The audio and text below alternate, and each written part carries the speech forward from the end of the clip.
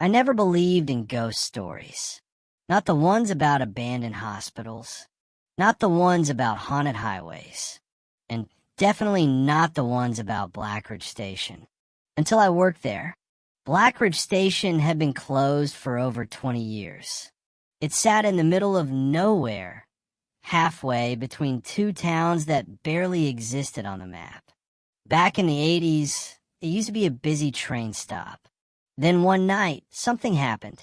No one really talks about what. The official report said a mechanical malfunction caused a derailment just outside the station. 7 people died. After that, traffic through the area declined.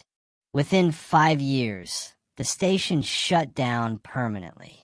That should have been the end of it, but the government still owned the land.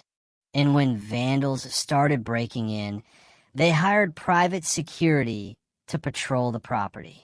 That's where I came in. The pay was good. Too good. I should have seen that as a red flag. My shift ran from 10 p.m. to 6 a.m. 8 hours alone inside a crumbling station surrounded by empty tracks and dead fields. The first night was quiet. Too quiet. The building smelled like dust and old rain. The ticket counters were still there, glass cracked but intact.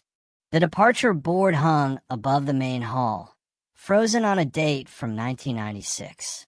11:47 p.m., train 204. Delayed. I remember staring at that sign longer than I should have. It felt wrong. Like it wasn't just old. Like it was waiting. Around 1 a.m., I did my usual patrol. Flashlight. Radio. Slow steps echoing across broken tiles. That's when I heard it. A train horn. Low. Distant. I froze. There were no active tracks anywhere near Blackridge. The rails had been declared unsafe years ago. But the horn sounded again. Longer this time. Closer. My radio crackled with static. Dispatch. I whispered. No response. Just static. Then footsteps. Behind me. Slow. Measured. Dragging. I spun around, shining my flashlight down the corridor. Empty.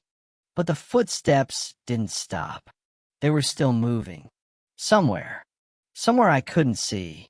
I told myself it was the building settling. Old metal expands at night. With shifts. Wind travels through broken vents. That's what I told myself. Until I checked the security cameras. The monitors were set up in a small back office. Grainy black and white feeds covered the platform, hallways, and exterior. Everything looked normal. Then I saw it. Platform 2. A figure standing near the edge. Perfectly still. Tall. Thin. Facing the tracks. My stomach dropped. There was no one else supposed to be on the property. I zoomed in. The image flickered. The figure was wrong. Its proportions didn't make sense. Arms too long. Neck slightly tilted. Head twitching in tiny, unnatural movements. And then it turned, slowly, toward the camera. Even through the grainy footage, I could see its face. Or what should have been a face. It was blank. No eyes. No mouth. Just smooth skin stretched over bone. The monitor cut to static. Every screen went black. The power hadn't gone out. The lights were still on. But the cameras were dead. That's when I heard it again. The train horn. Except this time, it wasn't distant. It was right outside the station. And it wasn't alone. Metal screeching against metal. Wheels grinding on tracks. The sound of a train pulling in. I slowly walked toward the main hall. Each step felt heavier. The air felt thicker. The departure board above me flickered. 11:47 p.m. Train 204. Arrived no. No, no, no. The clock on my wrist read 2:16 a.m. The station doors, rusted and sealed shut, began to shake. Something was on the other side. Passengers. I could hear them. murmuring, whispering, crying. Hands began pounding against the glass. Dozens of them. Let us in. The voices overlapped, distorted, layered like they were speaking through water. We missed our stop. Let us in. The glass cracked. I stumbled back. The doors burst open. Cold air flooded the station. And there it was, the train. It looked like it had been dragged through fire and darkness. The metal was charred black. Windows shattered. Smoke curling from beneath the wheels. And the doors slid open. Passengers stepped out. Slowly, one by one. Their clothes were burnt. Skin pale and peeling. Eyes hollow. Some were missing limbs. Some had twisted necks. But they all walked the same way. Toward me. I ran. Down the corridor. Into the office. Locked the door. The handle began to shake immediately. Then pounding. Then scratching. Something long and sharp dragged down the metal door with a screech. I backed into the corner. And that's when I saw the final monitor flicker back to life. It wasn't showing the platform. It was showing the tracks.